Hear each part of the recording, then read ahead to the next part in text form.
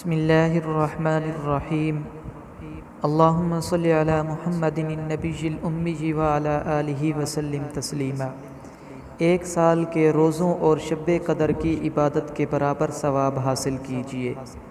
عن ابی ہریرہ قال قال رسول اللہ صلی اللہ علیہ وسلم ما من ایام الدنیا احب الی اللہ ان یتعبد له فیها من ایام العشر یعدل صیام کل یوم منها بصیام سنۃ وقیام کل لیلۃ بقیام لیلۃ القدر۔